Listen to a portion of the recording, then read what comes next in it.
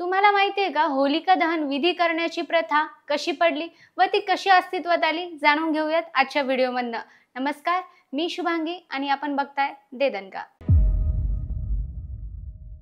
हिरण्यकश्यप दैत्याने घोर तप करून देवाला प्रसन्न केले होते आणि त्याच्याकडून वर मागून घेतला होता की त्याला माणसाकडून किंवा प्राण्यांकडून मरण येणार नाही, दिवसाला किंवा रात्री मरण येणार नाही, घरात किंवा घराबाहेर मरण येणार नाही। ब्रह्माने तथास्तु म्हणत त्याला वर दिले आणि त्यामुळे त्याला वाटू लागले की आता त्याला कोणीही मारू शकणार नाही। त्यामुळे राजाला अहंकार झाला, त्याला देवापेक्षा मोठा असल्याचा अभिमान होऊ लागला। अशाच त्यासमोर कोणीही देवाचे नाव घेतलेले त्याला सहन होईना।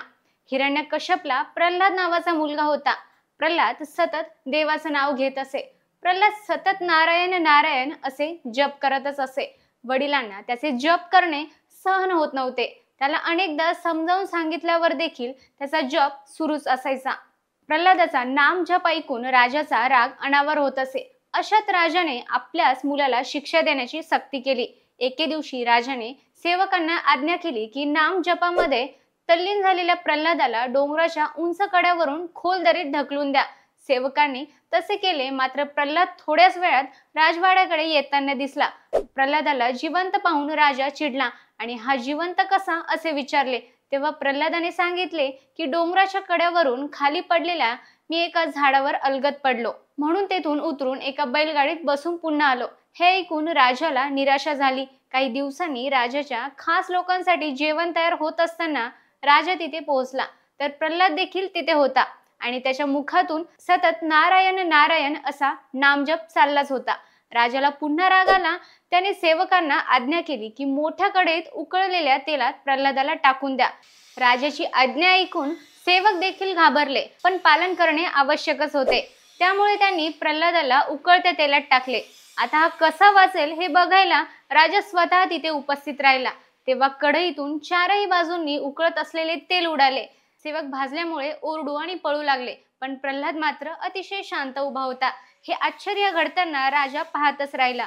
बघता बघता कढईत कमळ दिसू लागले आणि त्यावर प्रल्हाद शांतपणे उभा होता। अखेर हिरण्यकश्यपाने मुलाचा वध करण्यासाठी आपल्या बहिणी होलिकाची मदत घेतली। होलिकाला वरदान मिळाले होते की तिला अग्नी भस्म करू शकत नाही, म्हणून तिला अग्नीचे भय नव्हते। हिरण्यकश्यपने होलिकेला भक्त प्रल्हादाला मांडीवर घे आणि आगीच्या चितेवर बसायला सांगितले। प्रल्हाद तेव्हा देखील भगवान विष्णूच्या नामस्मरणात तल्लीन होता। प्रल्हादाच्या भक्ती साधनेमुळे उलटच घडले। त्या चितेमध्ये होलिका जळून खाक झाली आणि विष्णू भक्त असल्यामुळे प्रल्हादाला अग्नी देखील काही करू शकली नाही। तेव्हा राजाने रागात येऊन जवळच्या खांबाला लाथ मारून म्हटले, दाखव कुठे आहे तुझा देव। तोच प्रचंड गर्जना करत नरसिंह खांबातून प्रकटले। माणसाचे शरीर आणि सिंहाचे डोके म्हणजेच माणूस किंवा प्राणी नाही, उंबरठ्यावर म्हणजेच घरात किंवा घराबाहेर नाही, सायंकाळी म्हणजेच दिवसा किंवा रात्री नाही, अशा वराशा अटी पाळून नरसिंहाने हिरण्यकश्यपाच्या पोटात नखे रोवून पोट फाडून त्याचा नाश केला। कारण शस्त्र आणि अस्त्राने मरण येणार नाही असं त्याला वर होता। प्रल्हादाची भक्ती बघून नारायणाने प्रल्हादाचे संरक्षण केले। तुम्हाला ही माहिती कशी वाटली हे आम्हाला कमेंट करून नक्की सांगा। तसेच दे दणकाला लाईक, शेअर आणि सबस्क्राईब करायला विसरू नका।